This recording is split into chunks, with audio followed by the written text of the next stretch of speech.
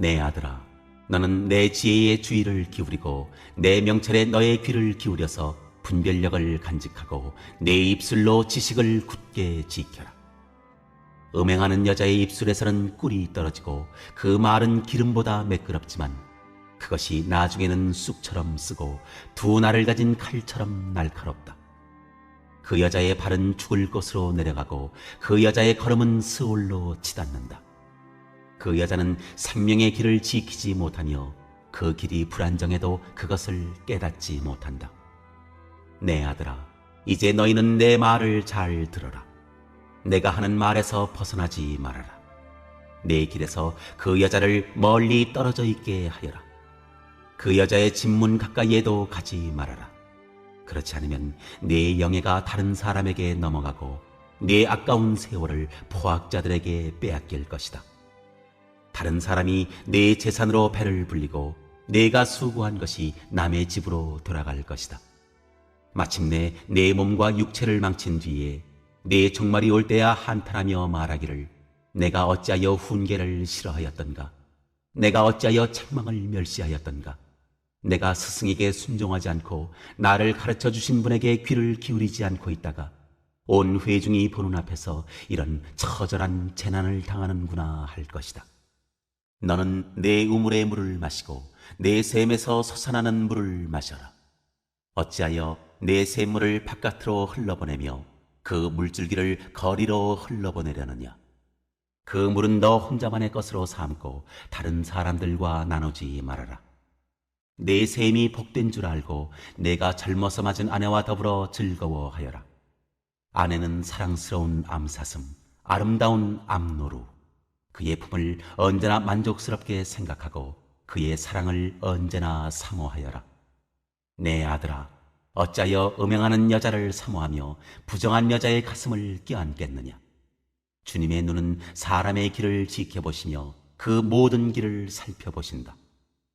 악인은 자기의 악에 걸리고 자기 죄의 올무에 걸려들어서 훈계를 받지 않아서 죽고 너무나 미련하여 길을 잃는다.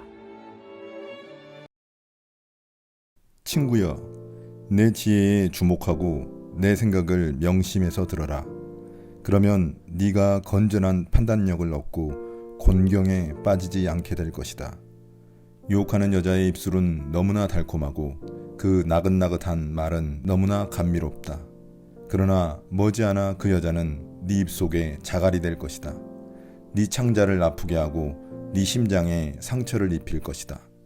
그 여자는 환락의 꽃길을 따라 춤추며 죽음으로 내려가고 지옥으로 가는 그 길을 너와 함께 할 것이다.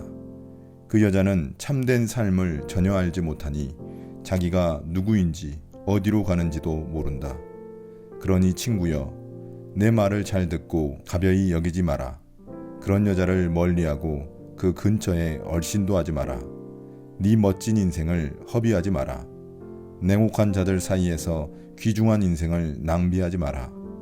어찌 낯선 자들에게 속아 넘어가려 하느냐?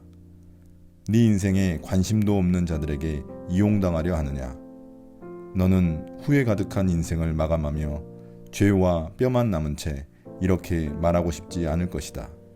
아, 어쩌자고 내가 그분들의 말을 따르지 않았던가? 어쩌자고 절제된 삶을 거절했던가? 어쩌자고 스승의 가르침을 귀담아 듣지 않고 가볍게 여겼던가? 내 인생이 망가지고 말았구나. 내놓을 만한 복된 것이 하나도 없구나. 이런 격언을 아느냐? 네 빗물통에 물을 마시고 네 샘에서 솟아난 우물물을 길어 올려라. 맞는 말이다. 그렇지 않으면 어느 날 집에 돌아와 빈 물통과 오염된 우물을 보게 될 것이다. 네 샘물은 너 혼자만의 것이니 낯선 자들과 나누지 마라. 맑은 물이 흐르는 네 샘을 복되게 하여라. 젊은 시절에 너와 결혼한 아내를 즐거워하여라. 천사처럼 사랑스럽고 장미처럼 아리따운 여인이니 언제까지고 아내의 육체에서 기쁨을 얻어라. 아내의 사랑을 결코 당연하게 여기지 마라. 어찌하여 아내와의 깊은 친밀함을 버리고 난잡하고 낯선 창녀에게서 싸구려 쾌락을 얻으려 하느냐? 명심하여라. 하나님은 네가 하는 일을 하나도 놓치지 않으시고 네 모든 발걸음을 아신다. 죄를 지으면 그 그림자가 너를 덮칠 것이고 너는 어둠 속에서 고꾸라질 것이다. 무절제하게 살면 죽음을 상으로 받고 어리석은 결정을 내리면 막다른 길에 빠져 옴짝달싹 못하게 될 것이다. 첫 번째 질문입니다. 오늘의 본문은 어떻게 구성되었나요? 오늘 본문의 구조는 네 부분으로 나눌 수 있습니다. 1절부터 2절이 소론이고 3절부터 14절이 음행하는 여자를 피하라는 것입니다. 15절부터 19절은 자신의 아내를 사랑하라는 메시지이고 21절부터 23절이 결론입니다. 아버지는 아들에게 1절, 2절에서 자신의 가르침을 명심하라는 권면으로 시작하여 3절부터 14절에서 음행하는 여자의 강력한 유혹과 파괴력을 제시합니다. 그리고 그 대안으로서 아내와 나누는 뜨거운 사랑의 유익을 15절부터 20절에서 제시하고 난 후 21절에서 23절에서 결론적으로 악인의 길을 피할 것을 권면하고 있습니다. 두 번째 질문입니다. 음행하는 여자의 정체는 무엇인가요? 음행하는 여자의 원래 의미는 낯선 사람, 외국인을 의미합니다. 여기서는 합법적인 혼인관계 밖에 불법적인 관계에 속한 여성을 의미합니다. 그녀의 입술에서 꿀이 떨어지고 그녀의 말은 기름보다 매끄러울 정도입니다. 그녀는 꿀처럼 달콤한 말로 때론 기름처럼 속이는 말로 아들을 유혹하는 자입니다. 그러나 그녀의 입술과 말은 결국 쑥처럼 쓰고 두 날을 가진 칼처럼 날카로운 것이 되고 맙니다. 쑥은 가장 쓴 풀이고 두 날의 칼은 매우 위험한 것입니다. 그녀의 입술과 말이 아들에게 매우 위태롭고 치명적인 결과를 초래할 수 있음을 말합니다. 입술과 말에 이어 그녀의 발과 걸음이 등장하는데 죽음과 관련되어 있습니다. 그녀가 가는 길의 최종 목적지는 죽음의 세계입니다. 그녀는 생명의 길에는 관심도 없고 어디로 가야 할지도 모르는 자이기 때문입니다. 세 번째 질문입니다. 음행하는 여자를 가까이 할 때 발생할 결과는 무엇인가요? 음행을 행한 아들의 삶은 나락으로 떨어지게 됩니다.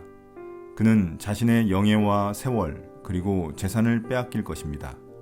영예란 그의 사회적 지위를 말하는데 그는 재산을 비롯해 모든 사회적 지위도 엉뚱한 사람에게 빼앗기고 좋은 시절이 다 지나가고 말 것이라는 말입니다.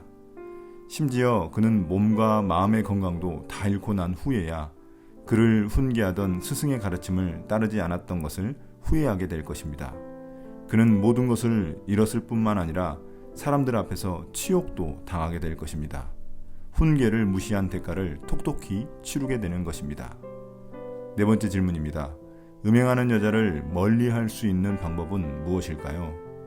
15절에 나오는 우물, 샘, 샘물, 물줄기 등은 모두 성적인 암시를 하는 단어들입니다. 내 우물, 내 샘이라는 단어에서 이것이 자신의 소유임을 알 수 있습니다. 앞서 음행하는 여자를 흘러내리는 꿀로 비유했다면 여기에 등장하는 우물, 샘은 자신의 아내를 지칭합니다. 결국 이 비유는 아내와 성적인 관계를 통해 누리는 기쁨을 묘사한 것입니다. 그러므로 음행하는 여자를 멀리하는 방법은 자신의 아내와 친밀한 관계, 사랑을 나누는 것입니다. 학자들은 여기에 등장하는 비유의 대상이 불명확하기 때문에 해석에 어려움을 호소하곤 합니다. 그러나 전체적 맥락으로 볼 때 16절에서 샘물을 바깥이나 거리로 흘려보내는 것은 성적인 기쁨을 아내가 아닌 다른 여성과 나누는 것이며 17절 역시 동일합니다. 그래서 아버지는 아들에게 아내를 사랑스러운 암사슴, 암노루로 여겨 항상 가까이 하라는 것입니다. 한마디로 말해서 아내와 관계가 친밀하면 바람 피우지 않는다는 말입니다. 다섯 번째 질문입니다. 이런 아버지의 훈계를 무시한 결과는 어떨까요? 하나님은 우리가 어느 길을 가는지 모두 지켜보고 계시기 때문에 조심해야 한다는 것입니다. 이것은 아버지의 경고입니다. 우리가 자신도 모르는 사이에 조금씩 음행의 길로 빠져드는 것을 경계해야 함을 말해줍니다. 악인은 자신이 가는 길도 알아차리지 못해 죄의 올무에 걸려 죽음이라는 심판을 피할 수 없기 때문입니다. 그가 이런 결과를 초래하게 된 것은 미련하게 훈계를 무시하여 악의 길로 빠졌기 때문입니다. 오늘의 묵상 포인트입니다. 첫 번째, 사회의 기준은 소위 유행이라는 말로 성경의 권위와 기준을 무너뜨리려 합니다. 성에 대한 현대인의 욕망은 성경이 경고하는 음행을 다른 기준으로 좋게 포장하려 합니다. 그러나 이럴 때일수록 우리는 더욱더 잠언의 지혜를 붙들어야 합니다. 결혼 언약을 맺은 아내를 가까이 하고 사랑하는 게 최고의 지혜입니다. 두 번째, 청년의 정욕은 불타오르는 용광로와 같습니다. 그 정욕을 올바른 관계에 사용해야 진정한 기쁨을 맛볼 수 있습니다. 낯선 대상을 탐닉하다가 모든 것을 잃은 사람들의 이야기는 우리에게 좋은 경고의 본보기가 됩니다. 또한 이런 음행의 유혹을 이겨내려면 항상 하나님이 지켜보신다는 사실을 기억해야만 합니다. 오늘 묵상을 마치겠습니다. 감사합니다.